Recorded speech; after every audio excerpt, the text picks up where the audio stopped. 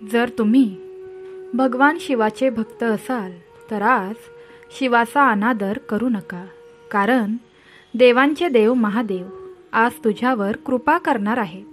म्हणूनच शिवपुराणातील ही अत्यंत पवित्र, दारिद्र्य आणि कितीही मोठ्यातील मोठे पाप दूर करणारी कथा तुझ्यासमोर आली आहे. आणि असे म्हणतात, जो मनुष्य ही अत्यंत पवित्र शिवकथा सुरुवातीपासून शेवटपर्यंत ऐकतो त्यांच्यावर मरेपर्यंत संकट, गरिबी येत नाही. या क्षणी ही पवित्र कथा ऐकल्याने आजारी व्यक्तीला त्याच्या सर्व रोगांमधून मुक्ती भेटेल, मनातील सर्व इच्छा पूर्ण होतील आणि कितीही मोठ्या शत्रूंचा आजच्या दिवशी नाश होईल.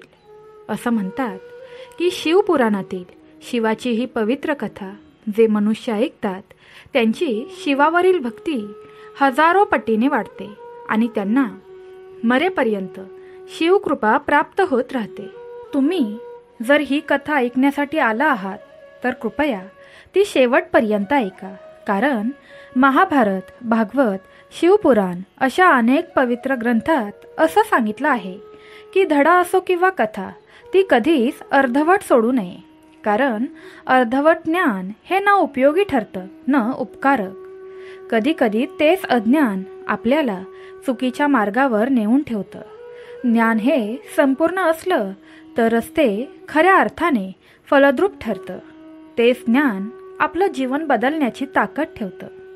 आज भगवान शंकर स्वतः तुमच्याकडे एक वचन मागत आहेत. माझ्या या पवित्र कथेला शेवटपर्यंत ऐका आणि मी तुमच्यावर माझी विशेष कृपा करेन. शिवाची कृपा या क्षणी अनुभवण्यासाठी सांब सदाशिव हा मंत्र खाली टाईप करा आणि ही कथा आपल्या एका प्रिय भक्तापर्यंत जरूर पोचवा, कारण या पृथ्वीवर ज्ञान वाटल्याने समृद्धी वाढते आणि भगवान शिवाची कृपा आपल्यावर आणि आपल्या कुटुंबावर अखंड राहते. जमल्यास आजची ही पवित्र कथा लाईक करा, शेअर करा आणि आपल्या जीवनात शिवशक्तीचं तेज अनुभवायला सज्ज व्हा. शिवमहिमेची ही पवित्र प्रेरणादायी कथा आता सुरू करूया. प्रिय शिवभक्तांनो, ही कथा सूर्यवंशाच्या पराक्रमी राजांची राजधानी असलेल्या पवित्र भूमी आर्यवर्तातील सर्वात वैभवशाली नगरी अयोध्यापासून सुरू होते. या स्वश्वमध्ये त्रेतायुगाच्या सुरुवातीच्या काळात सगर नावाचा एक महान, प्रतिष्ठित, धार्मिक आणि लोकप्रेमी राजा होता. राजा सगरचे साम्राज्य दूरवर पसरलेले होते. मोठे राजे त्याच्या शौर्यासमोर नतमस्तक झाले आणि त्याच्या न्याय राजवटीत प्रजा सर्व प्रकारे सुखी, समृद्ध आणि निर्भय होती. तो आपल्या लोकांवर आपल्या मुलांप्रमाणे प्रेम करत असे आणि त्याच्या राज्यात धर्म शिखरावर होता. राजा सगरच्या आयुष्यात सर्व काही होते. वैभव, कीर्ती, शौर्य, पण आत फक्त एकच दुःख होते, ते म्हणजे संतान नसल्याचे दुःख. त्याला 2 राण्या होत्या. दोन्ही सुंदर, सदाचारी आणि त्यांच्या पतींप्रती समर्पित होत्या. मोठी राणी विदर्भाची राजकुमारी केशिनी होती, जी धर्म आणि नीतिमत्तेत पारंगत होती. धाकटी राणी सुमती होती, जी सौंदर्य आणि सेवेचे प्रतीक होती. लग्नाच्या अनेक दशकांनंतरही त्यांचा गर्भ वांज राहिला. तेव्हा राजा सगर आपल्या वंशाच्या परंपरेचा अंत पाहून खूप चिंतेत पडला. पूर्वजांच्या कर्जातून मुक्त होण्यासाठी आणि पुत्रप्राप्तीसाठी त्याने एक कठोर निर्णय घेतला. त्याने आपल्या दोन्ही राण्या केशिनी आणि सुमती यांना सोबत घेऊन राजवैभवाचा त्याग करून तपश्चर्या करण्यासाठी हिमालयातील पवित्र गुहांकडे निघाला. तेथे त्याने एका पवित्र नदीवर तळ ठोकला आणि परम भगवान ब्रह्मदेवाचे पुत्र महान तपस्वी महर्षी भृगू यांच्या पूजेमध्ये मग्न झाला. त्याने 100 वर्षे खूप कठीण तपश्चर्या केली. तो फक्त फळे आणि नंतर फक्त हवा खाऊन जगला. महर्षी भृगू त्यांच्या अढळ आणि निस्वार्थ तपश्चर्येने खूप प्रसन्न झाले, जे केवळ राजवंशाच्या वाढीसाठी होते. ते आपल्या दिव्य तेजाने राजा सगर समोर प्रकट झाले आणि गोड वाणीने म्हणाले, हे राजा, तुमच्या कठोर तपश्चर्येने आणि तुमच्या राण्यांनी त्यांच्या पतींना केलेल्या सेवेने मी प्रसन्न झालो आहे. तुमच्या इच्छा पूर्ण होतील. उठा आणि वरदान मागा. राजा सगरने त्याच्या दोन्ही राण्यांसह महर्षीच्या चरणी नतमस्तक होऊन म्हटले, हे महर्षी, जर तुम्ही माझ्यावर प्रसन्न असाल तर मला पुत्रप्राप्तीचे वरदान द्या, जेणेकरून माझा सूरवंश पुढे जाऊ शकेल आणि मी माझ्या पूर्वजांच्या कर्जातून मुक्त होऊ शकेन. महर्षी भृगू हसत म्हणाले, हे राजा, तुम्हाला नक्कीच पुत्रप्राप्ती होईल, परंतु यामध्ये एक नियम आहे. तुमच्या एका राणीला राजवंश पुढे नेण्यासाठी फक्त एकच मुलगा मिळेल, तर तुमच्या दुसऱ्या राणीला 60,000 अत्यंत तेजस्वी, शक्तिशाली आणि प्रसिद्ध पुत्र मिळतील. आता तुम्ही आणि तुमच्या राण्यांनी मिळून ठरवा की कोणाला कोणते वर हवे आहे. हे ऐकून दोन्ही राण्यांच्या आनंदाला सीमा नव्हती. त्यांनी आपापसात चर्चा केली. राजवंशाची परंपरा जिवंत ठेवण्याचे महत्त्व ओळखून मोठी राणी केशिनीने एक शहाणपणाचा निर्णय घेतला आणि राजवंश पुढे नेण्यासाठी फक्त एकच मुलगा असल्याचे वरदान निवडले. दुसरीकडे सर्वात लहान राणी सुमतीने 60,000 अत्यंत शूर पुत्रांची आई होण्याचे अभिमानास्पद वरदान स्वीकारले. महर्षी भृगू यांनी तथास्तु म्हणत त्यांना आशीर्वाद दिला आणि ते त्यांच्या जगात परतले. राजा सगर आणि त्यांच्या राण्यांनी एक सुंदर मुलाला जन्म दिला. ज्योतिषांनी त्यांची गणना केली आणि त्यांचे नाव असमंजस ठेवले. त्याचवेळी सर्वात लहान राणी सुमतीच्या पोटातून एक मोठा भोपळा जन्माला आला, म्हणजेच एका मोठ्या मासांच्या गोळाचा जन्म. हे विचित्र आणि भयानक गर्भ पाहून राणी सुमती खूप घाबरली आणि दुःखी झाली आणि तिने ते फेकून देण्याचा निर्णय घेतला. तेवढ्यात आकाशातून एक दिव्यवाणी ऐकू आली, हे राणी, असे दुष्कर्म करू नकोस. धीर धर. या भोपळ्यात 60,000 दिव्य आत्म्यांच्या बिया आहेत. तू हा भोपळा खूप काळजीपूर्वक तोड आणि प्रत्येक बिया तुपाने भरलेल्या वेगवेगळ्या भांड्यामध्ये ठेव. दासींच्या मदतीने तिने भोपळा तोडला आणि त्यातून निघालेल्या लहान बिया तुपाने भरलेल्या वेगवेगळ्या भांड्यामध्ये अतिशय काळजीपूर्वक ठेवल्या. त्या भांड्याचे अनेक वर्षे पोषण केले आणि ठरलेल्या वेळी त्या सर्व भांड्यांमधून 60,000 अतिशय शक्तिशाली, तेजस्वी आणि तितकेच दिसणारे पुत्र जन्माला आले. त्यांचा जन्म साजरा करण्यासाठी अयोध्येत महिने उत्सव साजरे केले जात होते. हे सर्व 60,000 भाऊ आपापसात खूप प्रेमाने राहत होते आणि ते सर्व त्यांचे वडील राजा सागर यांच्या आदेशाचे अक्षरशः पालन करत होते. त्यांची एकत्रित शक्ती इतकी होती की देवही त्यांना घाबरत होते.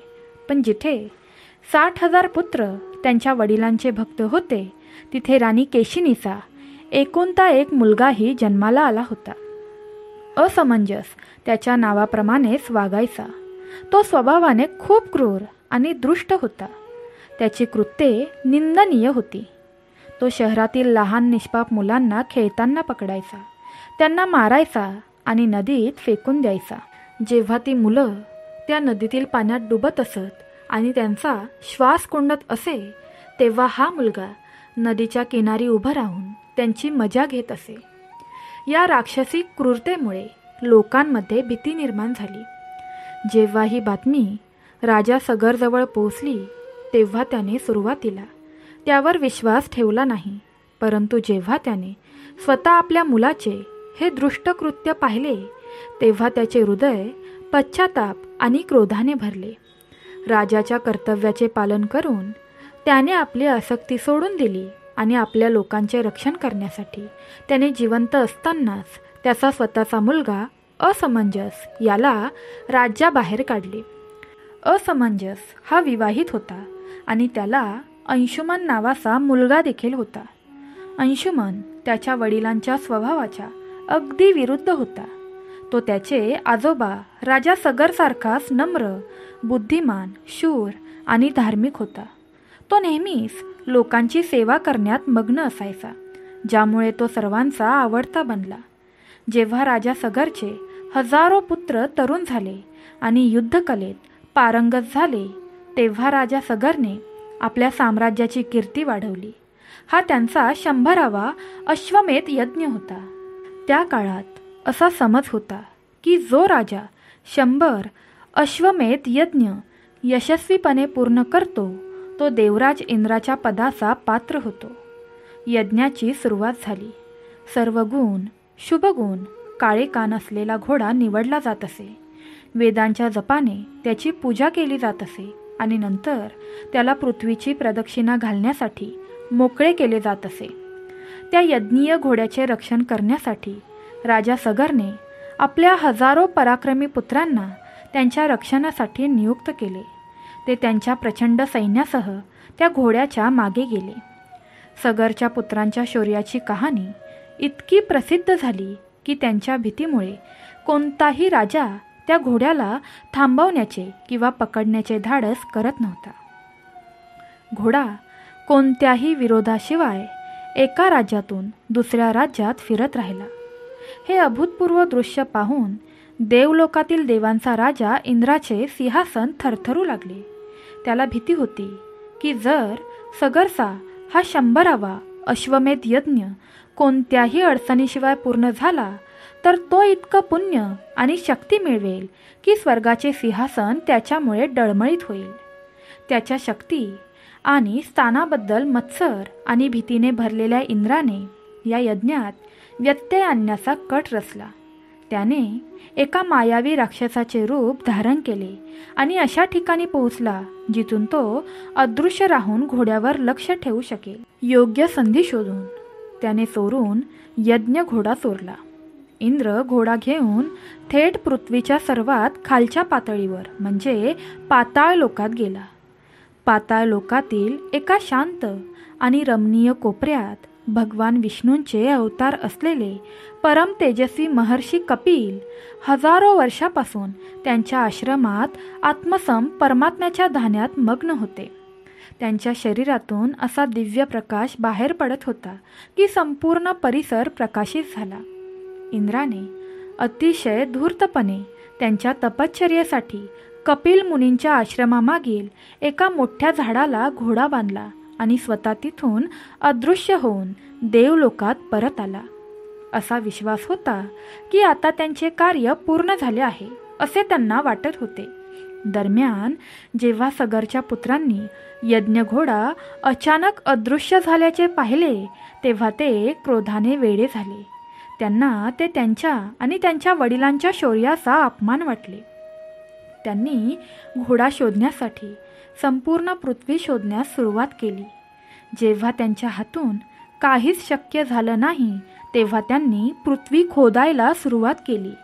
आपल्या वज्रासारख्या हातांनी आणि शस्त्रांनी त्यांनी पर्वत चिरडले, नद्यांचा प्रवाह वळवला आणि समुद्र सुकवण्याचा प्रयत्न केला. त्यांच्या या विनाशकारी कृत्याने पृथ्वीवर भयंकर संकट ओढवले.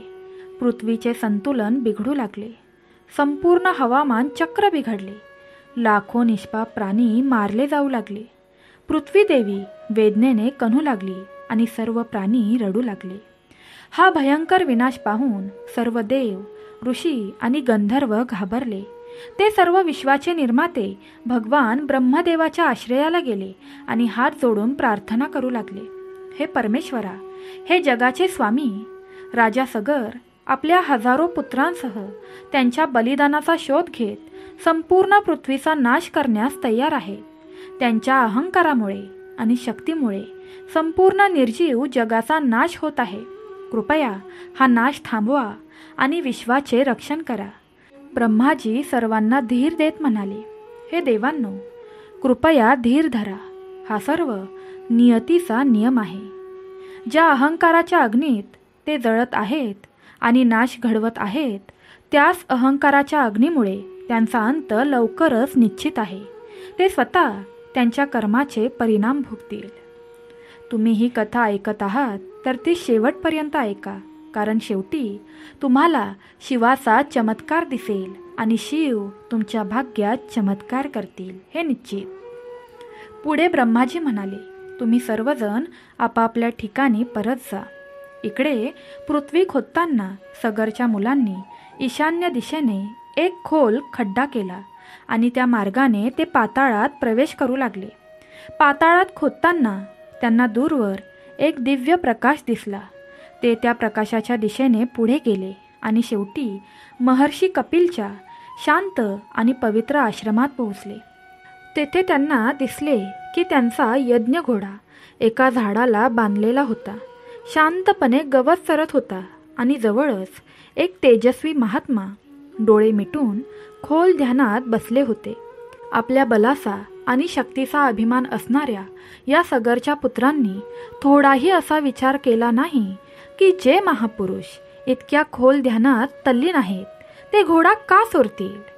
त्यांनी आपल्या अहंकाराने क्रोधित होऊन असा निष्कर्ष काढला की या ढोंगीने त्यांच्या वडिलांच्या यज्ञविधीत अडथळा निर्माण करण्यासाठी घोडा चोरला होता. ते सर्व एकत्र रागाने ओरडले, पहा, या दृष्ट साधूने आमचा घोडा चोरला आहे. त्याला पकडा, त्याला मारून टाका. आज त्याला त्याच्या गुन्ह्याची शिक्षा झालीच पाहिजे. ते सर्व मिळून महर्षी कपिलचा अपमान करू लागले. त्यांना चोर, कपटी आणि पापी म्हणत शिवीगाळ करू लागले आणि त्यांना मारण्यासाठी त्यांच्याकडे शस्त्रे घेऊन धावले. भयानक गोंधळ, अपमानास्पद शब्द आणि हिंसक हेतूंमुळे महर्षी कपिलचे हजारो वर्षांचे अखंड ध्यान भंग झाले. त्यांनी हळूहळू डोळे उघडले. त्यांच्या डोळ्यात रागाची भावना नव्हती. उलट त्यांच्याकडे हजारो वर्षांच्या तपश्चर्येतून जमा झालेले वैश्विक तेज होते. त्यांची शांत पण तेजस्वी नजर अहंकारात बुडलेल्या सगरपुत्रांवर पडताच त्यांच्या डोळ्यातून गर्जनेने एक भयानक आग बाहेर पडली, ज्याने एका क्षणातच त्या 60,000 अहंकारी राजपुत्रांना त्यांच्या शस्त्रांवरील दगडांमध्ये जाळून राख केले.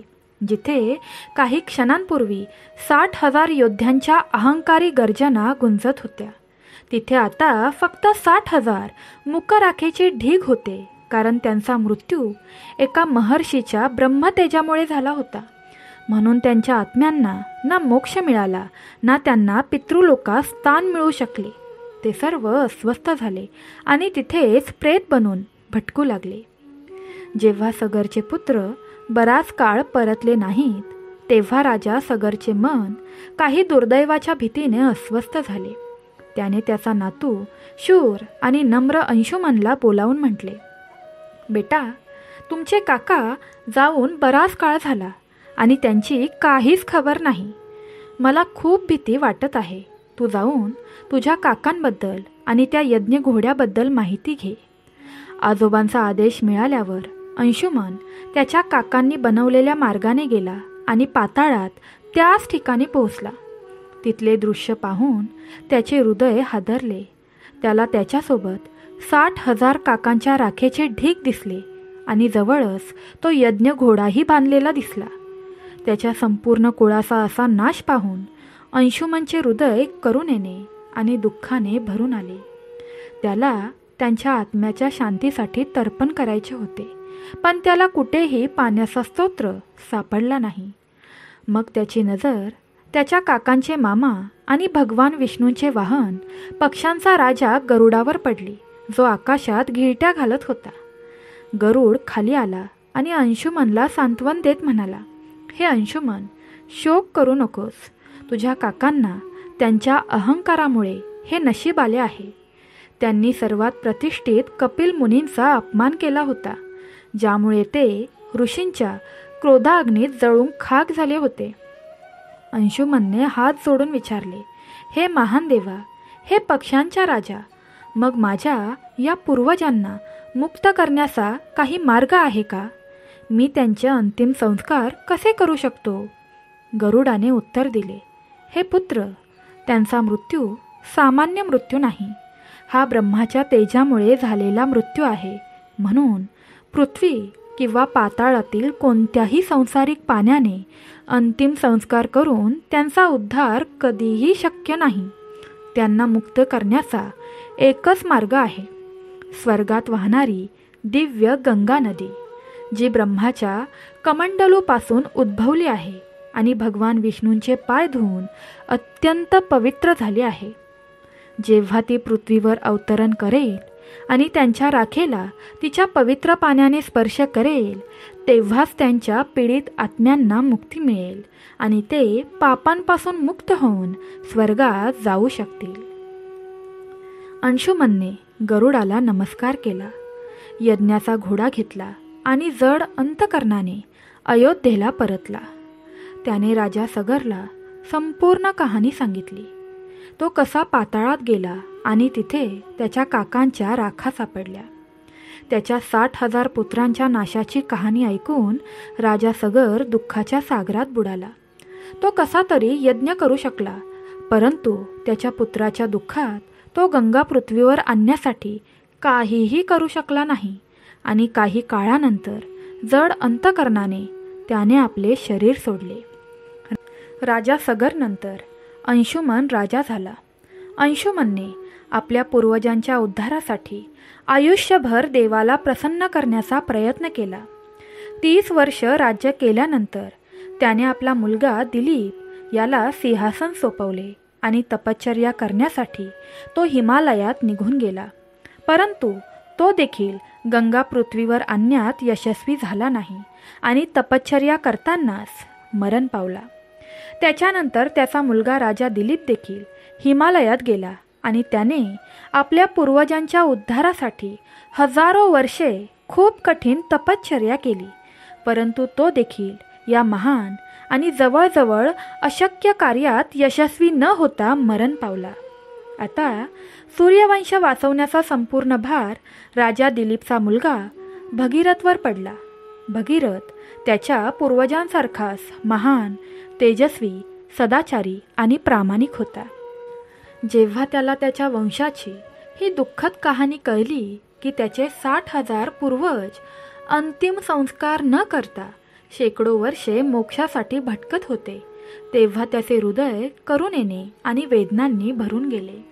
त्याने त्या क्षणी एक महान आणि अटळ प्रतिज्ञा केली की जरी त्याला आपले प्राण बलिदान द्यावे लागले तरीही तो कोणत्याही किमतीत गंगा मातेला पृथ्वीवर आणून आपल्या पूर्वजांना मुक्त करेल. हे भीष्मव्रत पूर्ण करण्यासाठी राजा भगीरथने आपले राज्य आणि सर्व संसारिक सुखांचा त्याग केला. त्यांनी राजाची जबाबदारी त्यांच्या विश्वासू मंत्र्यांना सोपवली आणि स्वतः एका सामान्य तपस्वीचा वेश धारण करून तपश्चर्येसाठी हिमालयात निघून गेले. त्यांनी गोकर्ण नावाच्या पवित्र तीर्थक्षेत्रात आपले आसन स्थापन केले आणि विश्वाचे निर्माते भगवान ब्रह्मदेवाला प्रसन्न करण्यासाठी त्यांनी अशी कठोर तपश्चर्या सुरू केली की जी यापूर्वी कोणीही केली नव्हती. उन्हाळ्यात ते पंचअग्नी म्हणजेच 4 दिशांना अग्नी आणि 5वा सूर्य आपल्या वर ठेवून तपश्चर्या करायचे. पावसाळ्यात ते कोणत्याही आश्रयाशिवाय उघड्या आकाशाखाली पाण्याच्या प्रवाहांना सहन करायचे आणि हिवाळ्यात ते बर्फाळ पाण्यात मान खोलवर ठेवून तपश्चर्या करायचे. ते कधी एका पायावर उभे राहून, कधी फक्त पायाच्या बोटावर उभे राहून, तर कधी फक्त हवा खाऊन, तर कधी पूर्णपणे उपवास करून तपश्चर्या करायचे.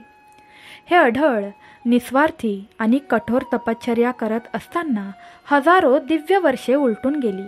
शेवटी त्यांच्या असाधारण आणि अभूतपूर्व तपश्चर्येने भगवान ब्रह्मदेवाचे सिंहासनही थरथरले. भगीरथाच्या पितृभक्तीने आणि त्यांच्या दृढ निश्चयाने ते अत्यंत प्रसन्न झाले. ते त्यांचे वाहन हंसावर बसून भगीरथासमोर प्रकट झाले. ब्रह्मदेवाच्या दिव्य तेजाने संपूर्ण परिसर उजळून गेला. ते गोड आवाजात म्हणाले, हे राजा भगीरथ, तुझ्या पितृभक्तीने आणि मानवी इतिहासातील सर्वात कठोर तपश्चर्येने मी विनम्र झालो आहे. तुझी तपश्चर्या यशस्वी झाली आहे. उठ आणि तुझ्या इच्छेनुसार कोणतेही वर माग. भगीरथ ब्रह्मदेवाच्या चरणी पडला. त्याच्या डोळ्यातून आनंद अश्रू वाहू लागले. तो हात जोडून म्हणाला, हे पिताश्री, हे जगाच्या स्वामी, जर तू माझ्यावर प्रसन्न असशील तर मला 2 वर दे. पहिले आणि सर्वात महत्त्वाचे वर म्हणजे माझे पूर्वज राजा सगर यांच्या 60,000 पुत्रांच्या आत्मे मुक्त व्हावेत आणि त्यांना त्यांच्या पुण्यकर्मानुसार त्यांना स्वर्ग मिळावा. दुसरे वर म्हणजे माझे वंश हे इक्ष्वाकू वंश कधीही संपू नये, त्यांची कीर्ती कायम राहावी. ब्रह्मदेव हसले आणि म्हणाले, तथास्तु, असेच होणार. हे भगीरथ, तुमचा वंश कायम राहील आणि तुम्ही एका अतिशय तेजस्वी पुत्राचे वडील व्हाल. तुमच्या पूर्वजांच्या उद्धारासाठी मी स्वर्गातील पवित्र नदी गंगाला पृथ्वीवर जाण्याचा आदेश देतो. पण यामध्ये एक खूप मोठा आणि कठीण अडथळा आहे. जेव्हा गंगा तिच्या पूर्ण वेगाने स्वर्गातून पृथ्वीवर अवतरण करेल, तेव्हा ही सौम्य पृथ्वी तिच्या प्रचंड, अविश्वसनीय आणि विनाशकारी वेगाने सहन करू शकणार नाही. ती तिच्या वेगाने होणाऱ्या हल्ल्याने फुटेल आणि रसातळामध्ये विलीन होईल आणि अशा प्रकारे सृष्टीच्या कल्याणाऐवजी मोठा विनाश होईल. हे ऐकून भगीरथाचा चेहरा काळजीने फिका पडला. त्याने अतिशय विनम्रतेने विचारलं, हे भगवान, मग यावर उपाय काय आहे? या संपूर्ण विश्वात कुणी आहे का जो दिव्य गंगेच्या या विनाशकारी वेगाने पृथ्वीचे रक्षण करू शकेल? ब्रह्माजींनी उत्तर दिले, हे भगीरथ, या संपूर्ण विश्वात फक्त एकाच जीवात गंगेचा वेग सहन करण्याची शक्ती आहे आणि तो देवांचा देव कैलासपती भगवान महादेव शिव आहे. केवळ तोच त्याच्या अनंत जड कड्यांमध्ये गंगेचा वेग थांबवू शकतो आणि तिला शांत आणि सौम्य बनवू शकतो. म्हणून आता तू जा आणि भगवान शिवाची पूजा कर आणि जगाच्या कल्याणासाठी त्यांना प्रसन्न कर. ते नक्कीच तुला मदत करतील, कारण ते आशुतोष आहेत. तोच तो आहे जो आपल्या भक्तांवर सहज प्रसन्न होतो. असे म्हणत ब्रह्माजी आपल्या जगात परतले. भक्तांनो, ही कथा शेवटपर्यंत ऐकत राहा. बघा, मरेपर्यंत तुमच्यावर संकट येणार नाही आणि गरिबी तुमच्या भाग्यातून रडत रडत निघून जाईल, हे निश्चित. आता भगीरथासमोर आणखी एक मोठे आणि अंतिम आव्हान होते.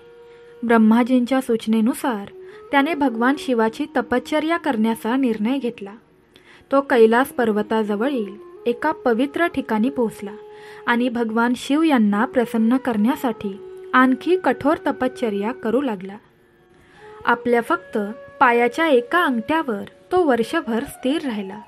काहीही न खाता किंवा न पिता तो फक्त श्वास घेत होता.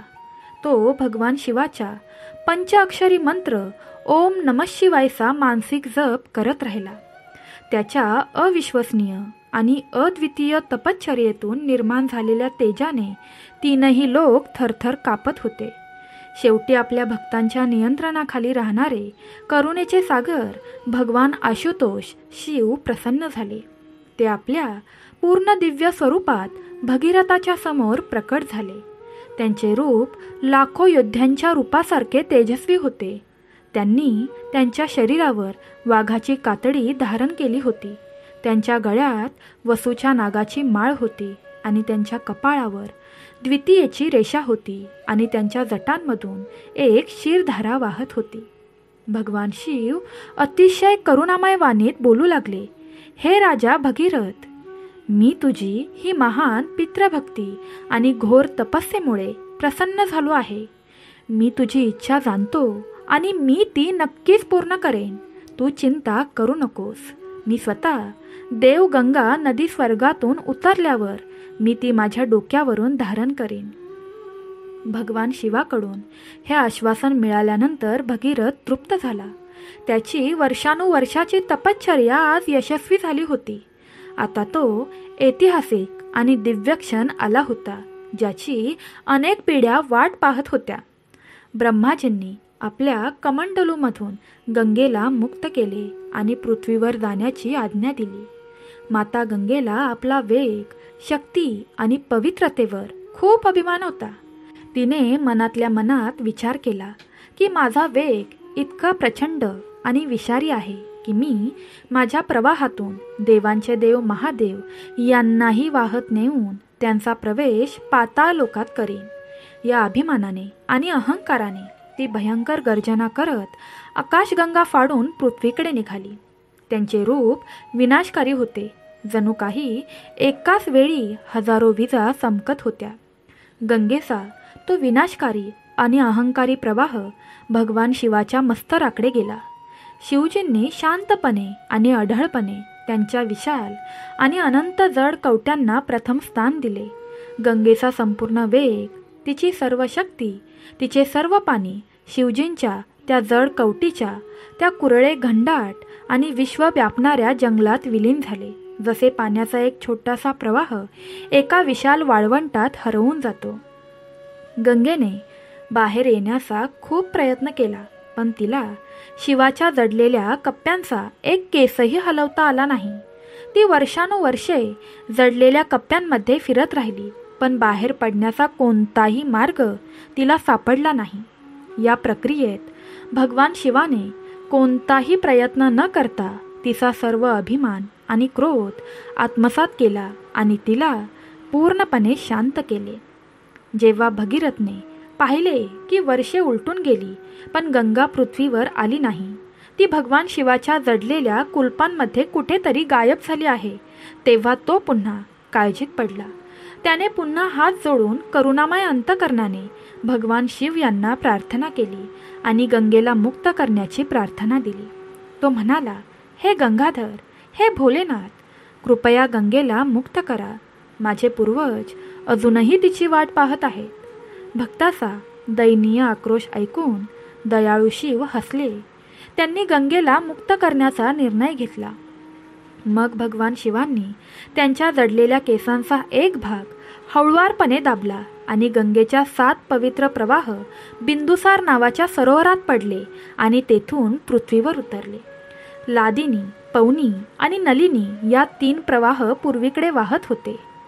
सुचक्षु, सीता आणि सिंधू हे 3 प्रवाह इतर पश्चिमेकडे वाहत होते आणि 7वा आणि सर्वात महत्त्वाचा प्रवाह, जो सर्वात पवित्र होता, तो धार्मिक राजा भगीरथाने दाखवलेल्या मार्गाने जात होता.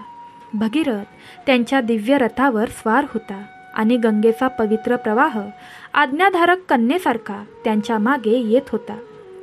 भगीरथांच्या अथक प्रयत्नांमुळे आणि त्यांच्या पिढ्यांच्या तपश्चर्येमुळे गंगा पृथ्वीवर आली आणि म्हणूनच तिचे एक प्रमुख आणि प्रसिद्ध नाव भागीरथी पडले. गंगेचा प्रवाह पुढे जात होता. तिच्या मार्गात येणारी जंगले, पर्वत, गावे, शहरे पवित्र करत होता आणि असंख्य प्राण्यांना जीवन देत होता. वाटेत गंगेचा प्रवाह त्यावेळी एक महत्त्वाचा यज्ञ करत असलेल्या जहानू नावाच्या एका महान ऋषींच्या आश्रमाजवळून गेला, जे त्यावेळी एक महत्त्वपूर्ण यज्ञ करत होते. गंगेने सर्व पूजेची भांडी आणि ऋषींच्या यज्ञांचे कुश, आसन आपल्या प्रवाहात वाहून नेले. यामुळे ऋषी जहानू क्रोधित झाले आणि त्यांनी ते अपमान मानले. त्यांनी आपल्या आध्यात्मिक शक्तीने एकाच घोटात गंगेचा संपूर्ण प्रवाह पिऊन टाकला. हे पाहून सर्व देव आणि भगीरथ स्तब्ध झाले आणि हाहाकार करू लागले. त्यांनी सर्वांनी मिळून ऋषी जहानू यांच्याजवळ प्रार्थना केली आणि गंगेला मुक्त करण्याची विनंती करू लागले. त्यांनी ऋषींना समजावले की गंगा भगीरथ यांच्या पितरांच्या आत्म्याच्या शांतीसाठी पृथ्वीवर आली आहे. ती तुमच्या मुली समान आहे. देवतांच्या आणि भगीरथच्या पवित्र प्रार्थनेने ऋषी प्रसन्न झाले आणि गंगेला आपली मुलगी म्हणून स्वीकारले. काही स्रोतांनुसार ऋषी जहानू यांनी त्यांच्या कानाच्या मदतीने, काही कथांनुसार जहानू यांनी फाडून गंगा बाहेर काढली. त्यांची कन्या म्हणून जन्म घेतल्यामुळे गंगा देखील जान्हवी म्हणजेच जहानूची कन्या या नावाने प्रसिद्ध झाली. यानंतर गंगा कोणत्याही अडथळ्याशिवाय भगीरथाच्या मागे जात राहिली. शेवटी एका दीर्घ आणि पवित्र प्रवासानंतर भगीरथ त्यांना त्या ठिकाणी घेऊन गेला, जे एकेकाळी समुद्र होते आणि जिथे कपिल मुनींच्या आश्रमाजवळ हजारो पूर्वजांच्या राखेचे ढीग पडले होते. भागीरथी गंगेच्या पवित्र, थंड आणि मोक्ष देणारे पाणी त्या राक्षसांच्या राखेला स्पर्श करताच एक अभूतपूर्व आणि दिव्य चमत्कार घडला.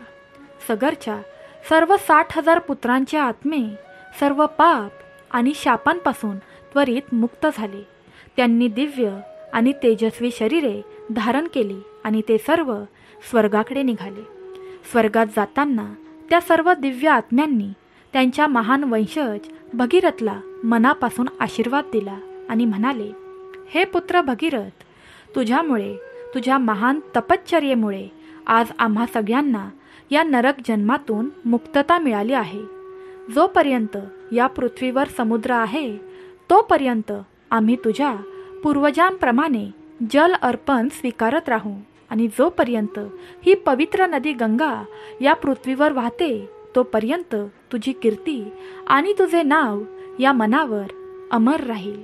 अशा प्रकारे एका महान राजाचा दृढ संकल्प, पितृभक्ती आणि एका माणसाची असाधारण तपस्या या शक्तीवर भगवान ब्रह्मा आणि भगवान शिव यांच्या असीम कृपेने गंगा माता स्वर्गातून पृथ्वीवर उतरली.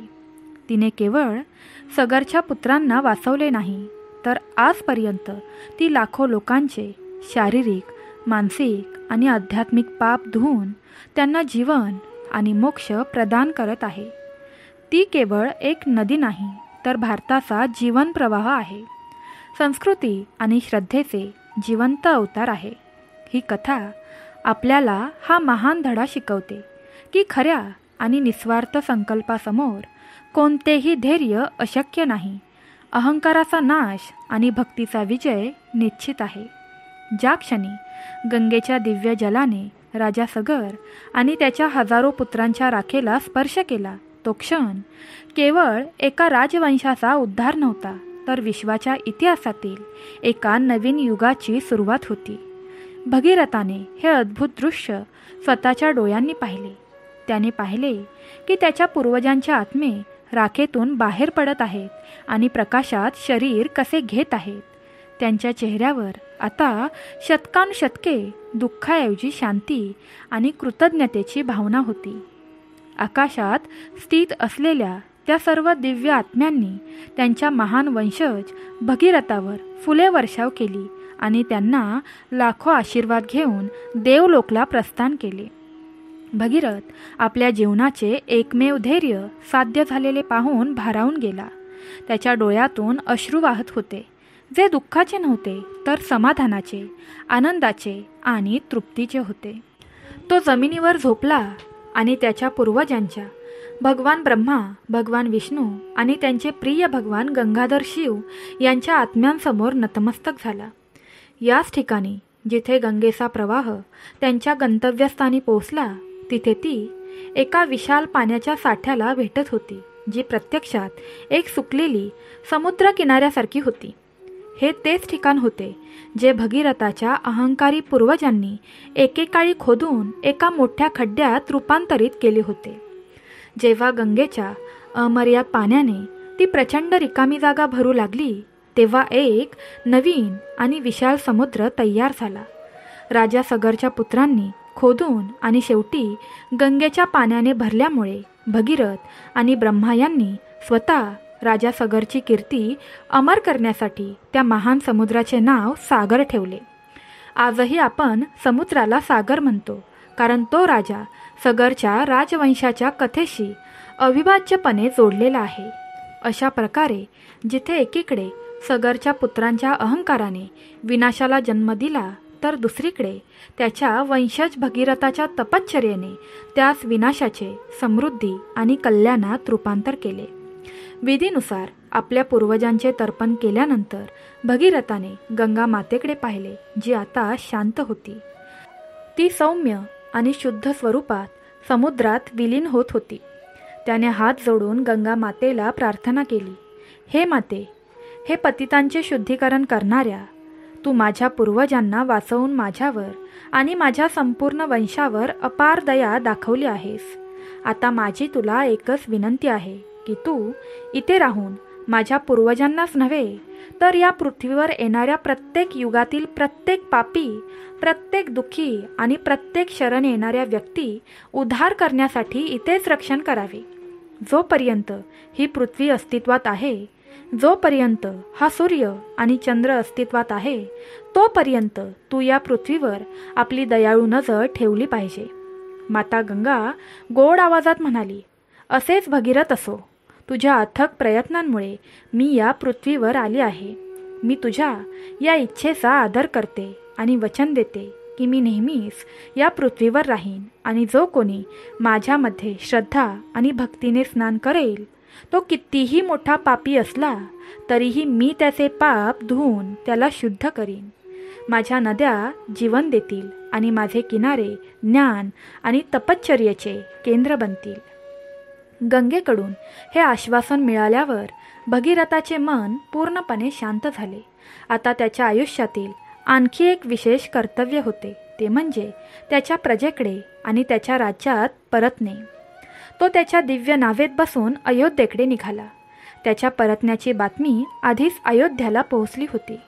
आपल्या पूर्वजांसाठी अशक्य गोष्टी शक्य करणाऱ्या राजासाठी आयुष्यातील अनेक वर्षे अत्यंत कठोर तपश्चर्येत घालवलेल्या राजाचे स्वागत करण्यासाठी संपूर्ण अयोध्या शहर वधूसारखे सजवले गेले होते.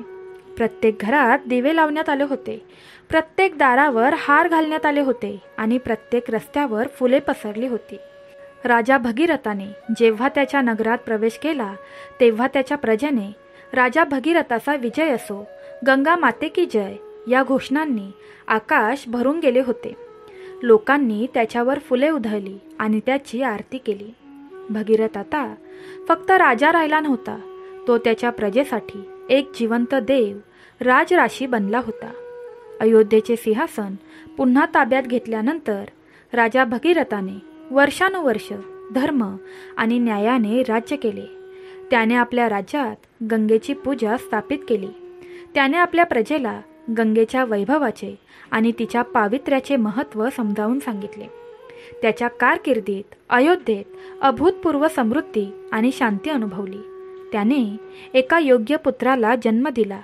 त्याने त्याच्यानंतर सूर्यवंशाची परंपरा पुढे नेली. त्याच्या आयुष्यात शेवटच्या क्षणी राजा भगीरथाने त्याचे राज्य त्याच्या मुलाला सोपवले आणि तो स्वतः गंगेच्या काठावर गेला आणि त्याने आपले उर्वरित आयुष्य मातेच्या सेवेत आणि ध्यानात घालवले आणि शेवटी त्याने त्याच गंगेच्या मांडीवर आपले शरीर सोडून दिले आणि परममोक्ष प्राप्त केला. इकडे पृथ्वीवर माता गंगेचा प्रवाह आता स्थापित झाला होता. ती हिमालयाच्या उंचीवरून आज आपण गंगोत्री म्हणतो, ती आता मैदानी भागात वाहू लागली. तिचे आगमन पृथ्वीसाठी वरदान ठरले.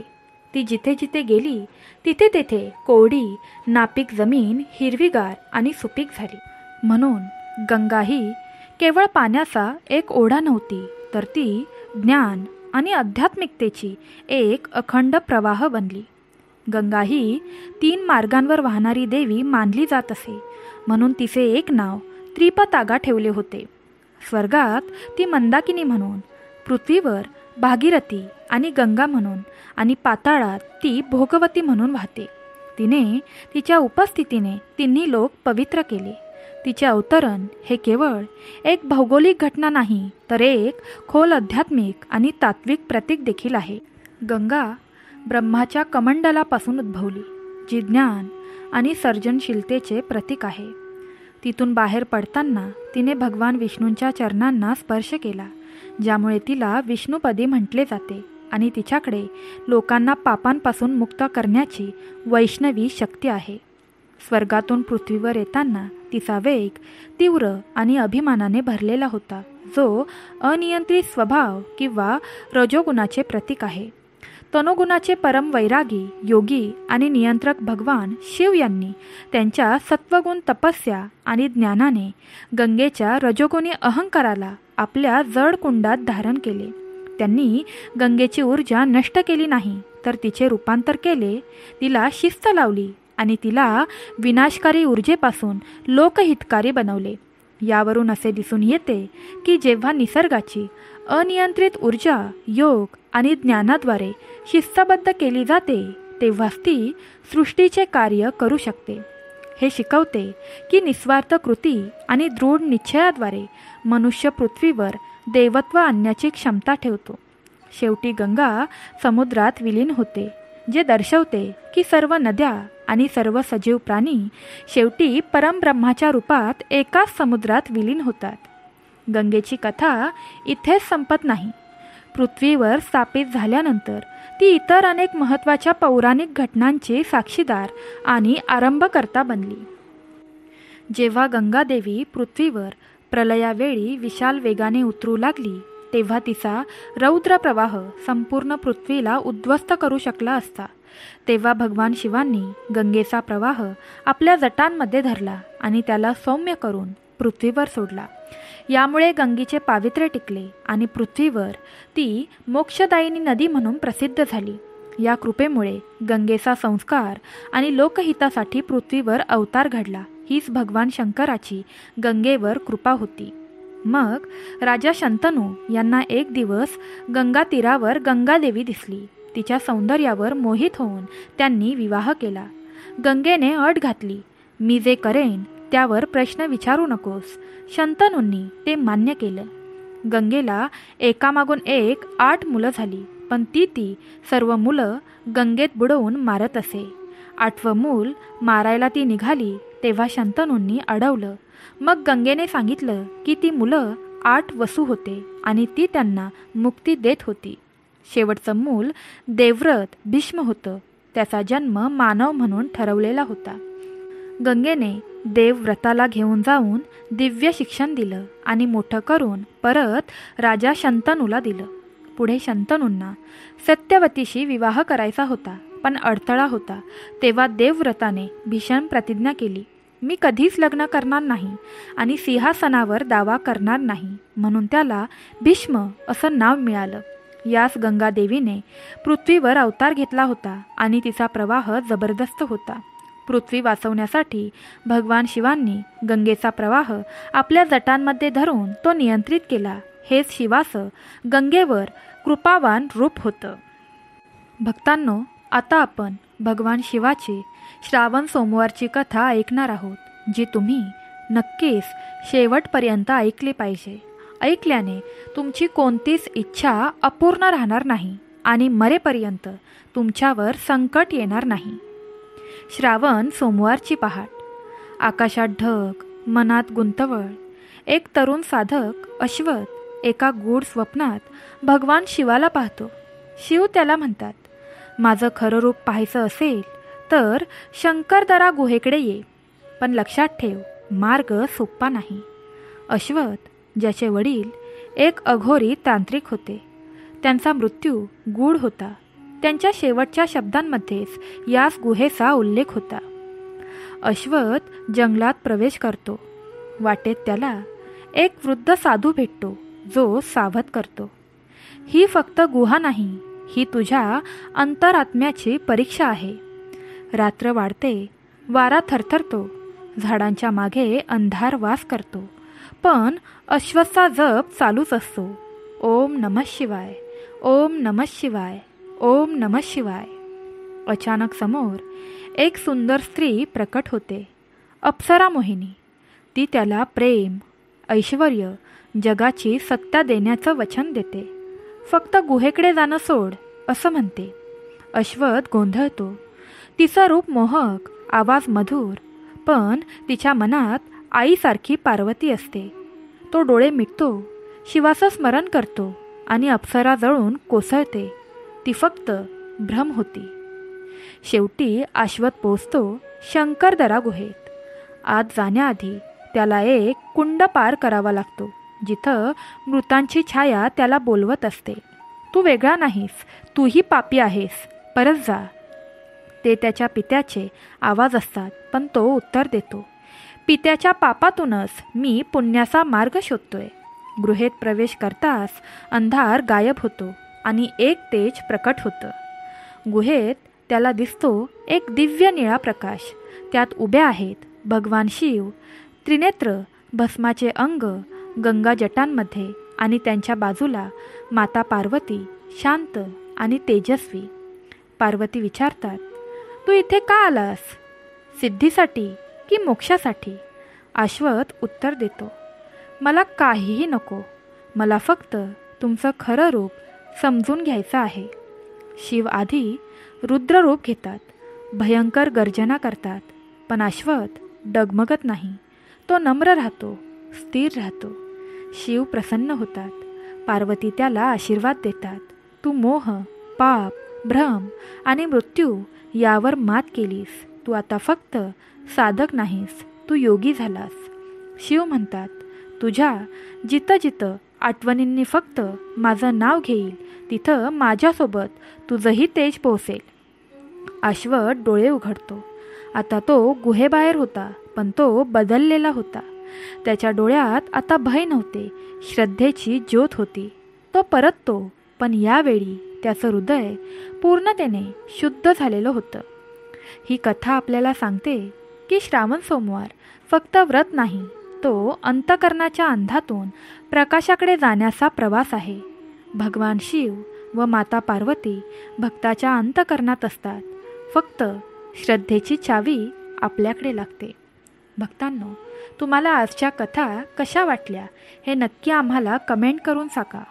भगवान शिवाचा आशीर्वाद प्राप्त करण्यासाठी कमेंट बॉक्समध्ये महादेवांचा जयघोष करायला विसरू नका. सर्वांनी आपलं चॅनल सबस्क्राईब करा. तसंच तुमच्यासमोर दिसणाऱ्या घंटीवर क्लिक करा, जेणेकरून इथून पुढे येणारे नवनवीन व्हिडिओ तुम्हाला सर्वात आधी भेटतील. सर्वांनी तुमची काळजी घ्या. सांब सदाशिव.